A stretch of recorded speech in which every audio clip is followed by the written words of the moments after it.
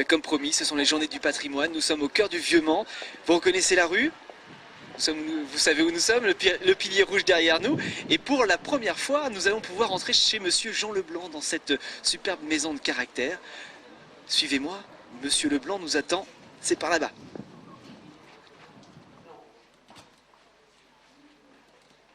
Bonjour Monsieur Leblanc. Bonjour monsieur. Merci de nous accueillir. Ah mais c'est tout à fait normal. Pour les Journées du patrimoine, ça fait 10 ans que nous sommes ouverts, donc ça fait encore une année supplémentaire.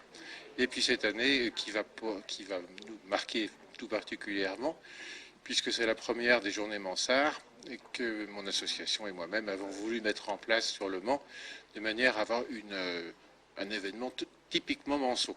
Voilà. Pour parler de la maison, nous sommes chez vous, vous y habitez. Voilà, tout à fait. Donc c'est ici l'hôtel de Saint-Cher, qui appartenait à une famille de magistrats manceaux au XVIIe et XVIIIe, et que nous avons restauré donc à partir de 2004.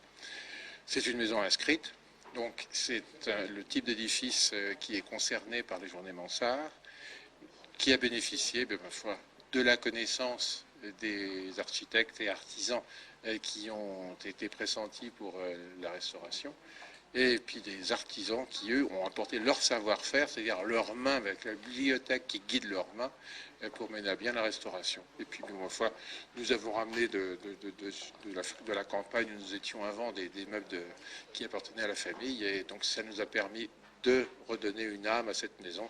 Et c'est absolument le concept des Journées Mansart, c'est-à-dire la connaissance, la compétence et la remise en place de beaux objets.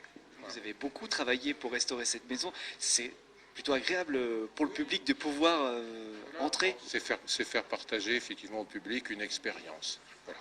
Alors cette expérience de la maison, eh bien, on va essayer de la développer donc, sur l'ensemble de la cité Plantagenet. Donc pour venir visiter votre maison, il ne faut pas rater la Journée du patrimoine, c'est uniquement une seule fois. Et les Journées Mansart, donc qui seront désormais les Journées du patrimoine sur la vieille ville. Très bien. On peut faire ensemble un petit peu le tour de la propriété. Ici, nous sommes dans votre salon. Alors non, c'était autrefois le porche.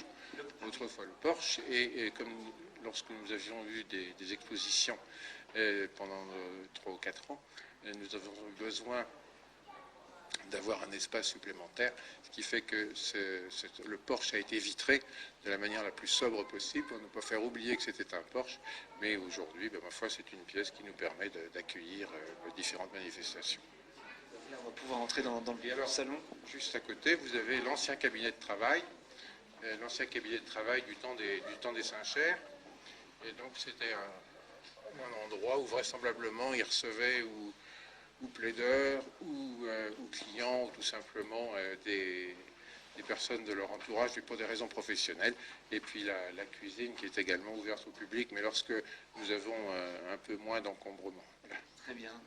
Et donc la décoration, c'est qu'est-ce qu'on voit ici sur ce mur, par exemple? Sur le mur, vous avez un ensemble de planches qui date de 1640. C'est l'armorial, le l'ordre du Saint-Esprit, qui est l'ordre royal le plus prestigieux de l'Ancien Régime, qui a été créé par Henri III en 1578. Et là, vous avez sur les murs des deux pièces les armes des 200 premiers chevaliers, donc 1578 à 1607.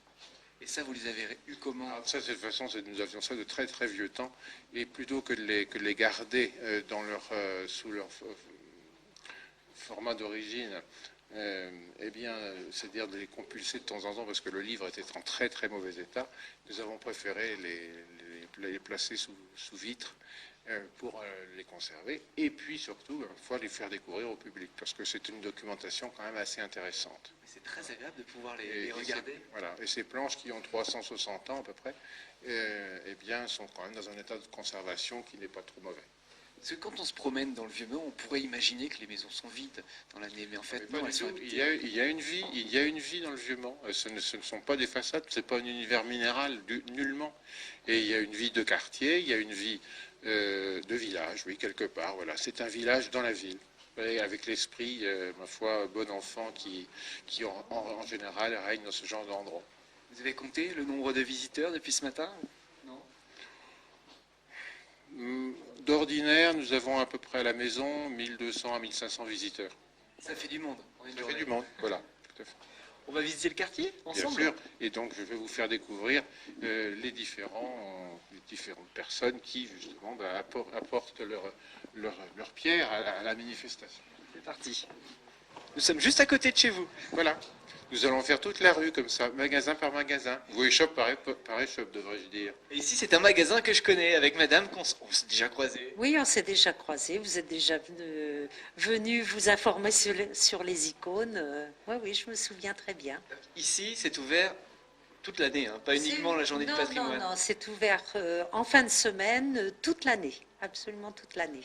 Donc, alors, on va rappeler ce que vous faites ici, les icônes que Alors l'on moi, voit je là. travaille des icônes byzantines avec les techniques anciennes russes, vraiment les méthodes d'autrefois, des superpositions de pigments, travaillées à la tempéra, voilà. C'est vrai que ça fait partie de la vie du vieux Mans aussi, ces petites boutiques atypiques, je dirais. Oui, tout à fait. Ce sont des. Ah ben, et puis ici, c'est une belle demeure quand même. Vous êtes très, C'est très la bien. maison la plus ancienne du Vieux-Mans. Celle-ci même, Oui, celle-ci, oui, tout à fait. Oui, elle date de quand, vous savez? 1420, je crois. oui c'est ça. 1420, oui, je crois. Vous l'avez restaurée aussi? Mais elle m'appartient pas. Non, non, Ça non, appartient non. à une famille une qui famille la ancienne. possède depuis 80 ans au moins. Oh oui, depuis plusieurs générations, cette maison appartient à la même famille. Très bien. Mais vous en profitez toute l'année. J'en profite et je suis ravie d'en profiter. Et vous avez bien raison. Oui, c'est un lieu extraordinaire. Merci beaucoup. Allez, on va continuer notre visite. Un petit peu plus loin dans la rue, c'est parti. Eh ben c'est facile, je vais venir juste à côté. Une maison que je connais également. Ah ben, voilà la propriétaire. Bonjour. Bonjour. Ça va bien? Oui, Nous merci. sommes où exactement? Alors vous êtes à l'intérieur de la maison des deux amis, où j'ai mon atelier de sculpture et de peinture. Et voilà, vous êtes à l'intérieur d'une très très belle maison du Vieux-Mans, une maison classée. Et vous pouvez admirer le décor très agréable et très bien entretenu de mon atelier. Donc c'est votre atelier, vous y travaillez, Voilà, vous créez ici. je crée ici. Et ça vous aide? Ça m'inspire énormément. Le Vieux-Mans est magnifique et voilà, c'est un lieu très serein pour travailler et plein d'inspiration. Et on peut venir chez vous quand on le souhaite, c'est ouvert toute l'année. C'est ouvert toute l'année, tout à fait. Les horaires? C'est vendredi, samedi, dimanche, Oui. 14h-19h. D'accord. Et on peut venir flâner, regarder Voilà, regardez des belles choses et des très beaux monuments, et éventuellement les acquérir si on le souhaite. si on le souhaite. Très bien. Je vous remercie beaucoup. Merci beaucoup. Au revoir. On va faire le tour, on continue. On va faire ça pendant tout le reportage, on va se promener dans le Vieux-Mans. C'est quand même agréable, hein? Très agréable, c'est une belle manifestation. Merci. Allez, monsieur Leblanc, on continue. Et si je fais un pas de plus, encore un visage qui m'est familier, tu vas bien? Oui, ça va, merci. Nous sommes dans la galerie d'art numéro 7 Oui, absolument. et j'étais jamais rentré. Alors j'en avais entendu beaucoup parler, mais c'est la première fois pour moi en tout cas que j'entre ici. C'est un endroit très spécial. Oui, il y a beaucoup de choix. Vous pouvez trouver votre bonheur. Chacun peut trouver son bonheur. C'est très éclectique. Alors oui, les tableaux différents, le lieu magique, une maison, enfin, c'était quoi avant? Est-ce que tu sais ce qu'il y avait ici avant? Une boutique? Avant nous, c'était Marie-Hélène Bourdet qui était là, qui est une artiste qui expose d'ailleurs en ce moment à la mairie du Mans. Et c'est une amie à nous en fait. Et quand elle a laissé le lieu, on l'a repris. D'accord, Avec mes parents. très bien. Ah, c'est tes parents qui... Oui. Je connais également. Oui. D'accord. Très bien. Donc ici, les artistes qui sont exposés sont différents. Ils viennent d'où? Comment ils sont choisis? Comment ça fonctionne? Alors, pour la plupart, donc il y a des artistes sartois comme Marie Renard, Marcel Derulle. Sinon, c'est très éclectique. Vraiment, ça dépend. C'est au coup de cœur. Il y a beaucoup de choses. On essaie de faire pour les goûts de chacun. En tout cas, c'est réussi. Ça donne envie de venir se promener. Je crois que je vais venir m'installer dans le Vieux-Mans, moi. Ah oui, bonne idée. Merci beaucoup. De rien. À bientôt. À bientôt. Au revoir. Au revoir. Je continue ma petite visite. Salut. La visite se poursuit, évidemment. Par la cathédrale, qui est l'élément majeur de cette manifestation. C'est déjà un élément majeur du quartier toute l'année, mais là c'est vraiment l'élément majeur en ce sens que pour la première fois depuis la fin du Moyen-Âge, une église en France, même en Europe, va s'ouvrir donc à l'accueil des artisans. Tradition totalement médiévale qui fut abandonnée donc vraisemblablement au début de la Renaissance, lors de la Réforme.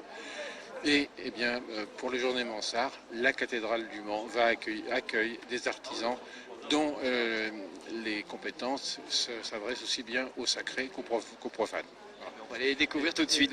Et avec une diversité absolument profondante. Eh ben, nous sommes devant l'autel, dans cette cathédrale magnifique. Donc, afin de préserver le caractère sacré des lieux, donc je tiens essentiellement à ce que nous allions tout de suite vers la nef. La nef, dans les bas-côtés, accueille aujourd'hui eh bien, tous ces artisans dont je viens de vous parler, dans les spécialités les plus variées, mais je dirais que les uns comme les autres, des personnes ayant une très grande compétence, et la plupart d'entre eux ont le label Entreprise du patrimoine vivant, ce qui reconnaît donc déjà un certain degré de formation. D'autres n'ont pas ce label, mais ont tous participé à des restaurations d'édifices publics ou privés d'une certaine importance, ou bien à la restauration d'œuvres mobilières, d'œuvres d'art, qui leur ont donné donc un titre, notamment le titre de meilleur ouvrier de France, pour l'un d'entre eux qui expose aujourd'hui. Voilà. Et que nous allons découvrir. Donc si on se retourne, on les voit, ils sont tous là, et on va essayer d'aller en voir un ou deux. Et ben voilà, le premier spécialiste, bonjour. Oui, bonjour. Donc je vous présente mon stand qui représente la Société du Chemin Forge et Bronze dont je suis le gérant. Voilà. Nous sommes 2 personnes à travailler pour exécuter l'ensemble de ces travaux. Ces travaux donc tournent autour du bronze d'art et de la ferronnerie. Donc alors ce sont les particuliers qui peuvent venir vous voir, que vous travaillez avec qui? On travaille essentiellement avec les particuliers, en effet, qui ont besoin de restaurer des intérieurs en décoration intérieure ou à l'extérieur pour des grilles de château, par exemple. Le mieux ici sur ce stand, c'est venez par là, regardez, l'exemple le plus parlant, c'est ceci. Hein. Nous avons ça à la maison avec... Ah bah ça c'est le plus classique, ce sont les étains. Donc vous avez un étain détérioré, une ampoule à toucher, la pièce a fondu. Donc à partir du moment où c'est fondu, il faut reboucher. Donc nous rebouchons et nous livrons la pièce finie. Hein. Voilà. Ça c'est une bonne adresse. Voilà. Voilà. Ça peut arriver d'avoir ce genre de pièces à la maison qui sont un petit peu abîmées, Voilà. ou alors cabossées comme ici, ça revient. Vous avez le savoir-faire depuis combien de temps? Oh, ça fait à peu près une vingtaine d'années que j'exerce déjà. D'accord. Voilà. Mes études à l'école Boulle m'ont permis d'apprendre les bases. Ensuite, mes différents employeurs m'ont appris à la rapidité d'exécution. Et maintenant, je me retrouve seul à gérer tout ça, quoi. Et c'est formidable. Je peux vous présenter un modèle de fonte. C'est une poignée de porte, ça, non? Voilà, ça, pour une restauration d'un intérieur Louis XVI. Hein. Vous le fondez. Vous avez des bronzes là. Voilà. Vous avez le bronze à l'état brut. Ensuite, le bronze est retouché par moi-même, ciseleur, avec mes outils. Tout ça, ce sont les outils. C'est un travail Voilà. de précision. Hein. Et ensuite, vous avez la pièce finie, ciselée. Quel travail. Voilà. Bravo. Merci à vous. Voilà. On va continuer le petit Je tour. vous en prie. Merci. À très bientôt. Impeccable. Au revoir, Au monsieur. revoir. Et parmi les artisans que j'ai retrouvés, nous avons un tapissier. Enfin, on dit tapissier ou tapissière d'ameublement blanc? Normalement, c'est vrai que c'est un métier d'homme, donc c'est vrai qu'on dit tapissier, puisque la tapissière, c'est plutôt la tapissière d'ameublement qui fait plutôt les rideaux. Donc on va rester sur le terme masculin, tapissier d'ameublement. Est-ce Voilà. qu'on a toujours un fauteuil qui traîne quelque part, qu'on a envie, qu'on se dit peut-être qu'un jour je vais faire quelque chose, et il faut le faire pour pouvoir en profiter un maximum, parce que vous avez, c'est un vrai savoir-faire qu'il Oui. faut... Oui, oui. Bah, c'est vrai que les personnes qui font appel à moi ont effectivement souvent un meuble de famille, donc ça peut être une chaise, un fauteuil, une bergère qui veulent conserver. Et souvent, effectivement, le temps a fait son ouvrage, donc il y a besoin de refaire soit une garniture en entier, donc comme on peut voir ici, une carcasse à nu et puis une garniture en cours de route, ou alors simplement changer un tissu qui est usé pour pouvoir retrouver en état. Et puis les modes changent, donc on a envie aussi des fois de trouver quelque chose d'un petit peu plus moderne qui correspond plus à l'ère du temps. Vous êtes capable de les démonter entièrement, de refaire l'assise? Oui, tout à fait. Voilà. C'est-à-dire qu'on peut repartir d'une carcasse nue comme vous avez à côté et puis refaire les différentes étapes de garniture. Donc à l'atelier, on fait des garnitures en traditionnel, ça veut dire en crin, de façon à avoir un respect des matières en fonction des époques du fauteuil, puisqu'on est sur des carcasses qui sont anciennes, avec un bois apparent, de belle facture. Donc on a des matériaux qui sont adaptés. Donc c'est vrai qu'on travaille en traditionnel, donc avec du crin, des toiles de lin. Pour choisir la toile aussi. Et ben, au final, oui, parce que c'est vrai ce que la personne va voir au final, c'est le tissu. Donc il y a un choix de tissu qui se fait en accord avec le client. On essaie de le conseiller en fonction de ses goûts, de ses choix, enfin aussi de son intérieur, parce qu'il y a aussi des choses qui composent déjà l'intérieur. Et puis on l'oriente, et puis lui aussi en fonction de son envie et aussi du moment. Alors soit on est sur des reconstitutions plutôt historiques comme ici, ou alors on va partir sur des choses un petit peu plus modernes, mais quand même en respectant l'époque du fauteuil. Bien sûr. Voilà. Et j'ai cru comprendre que vous travaillez en famille, hein? Voilà, donc mon compagnon qui effectivement est restaurateur de meubles, donc qui me porte main forte à l'atelier quand il a fini lui-même son travail chez son employeur. Très bien, bonjour monsieur. Bonjour. J'imagine qu'elle a besoin certainement de coups de main quand il y a la partie bois. Oui, exactement, parce qu'avant que son travail n'intervienne, voilà, il y a toujours cette partie restauration du fût, ce qu'on appelle le fût, c'est la carcasse du siège à nu, donc qui passe dans mes mains avant qu'elle ne fasse son travail de garniture sur le siège. Ouais, donc voilà. Le stand est juste à côté? Ouais, le stand de mon employeur est juste à côté. Voilà, ouais. Très bien, donc là ce sont des meubles anciens, de valeur, que vous pouvez restaurer avec un véritable savoir-faire. Voilà, si on prend celui-ci en exemple, il a été restauré? Voilà, c'est un meuble en fait qui m'a servi à passer mon concours, parce que je viens d'être reçu meilleur ouvrier de France cette année en catégorie restauration de mobilier. Voilà. Félicitations. Donc c'est un meuble d'un client de mon employeur, un client privé, donc qui est une commode du XVIIIe siècle, transition, Louis XV, Louis XVI, et voilà, qui a entièrement été démonté. Les marqueteries ont été enlevées de leur support pour pouvoir restaurer le support, restaurer les marqueteries et les remettre en place. Voilà. Donc c'est un travail qui a nécessité à peu près 400 heures. La recherche des essences de bois. Voilà, une recherche historique, la recherche des essences de bois. Et puis voilà, c'est une pièce qui a été présentée en mai dernier. Voilà, la finalité du concours c'était en mai dernier, l'inscription c'était en octobre 2009 et la finalité voilà, c'était en mai dernier. Voilà. Il n'y a que le marbre sur le dessus qui n'a pas bougé. Le marbre est d'origine, mais tout est d'origine, la monture en bronze est d'origine, la marqueterie est d'origine. Le but du jeu, le maître mot dans notre travail, c'est la conservation. Voilà, conservation des essences, conservation de l'ensemble de toutes les pièces qui constituent le meuble. Voilà. Bravo, encore félicitations, bravo pour ce savoir-faire. Donc on vous retrouve où exactement? Alors on nous retrouve dans le cadre voilà, de l'entreprise de mon employeur qui se situe à Saint-Denis d'Anjou, qui est un petit village, une petite cité de caractère qui est très jolie, qui est située à 10 km de Sablé-sur-Sarthe. Très bien, merci. Merci à vous. Encore. Au revoir. Merci. Je vais essayer de retrouver monsieur Leblanc, puisque malheureusement on n'a plus le temps. Oui, ça se passe comme ça passe très vite. On pourrait rester des heures. Monsieur Leblanc, je vais être obligé de vous quitter. Voilà, eh bien écoutez, c'était la première édition des Journées Mansart. J'espère vous retrouver l'année prochaine afin que le Mans devienne une référence en matière de patrimoine. Mais c'est la mauvaise nouvelle, il va falloir attendre 1 an pour profiter à nouveau de la journée. Voilà, mais ce qui est bon doit s'attendre. Très bien, merci encore. Au revoir monsieur.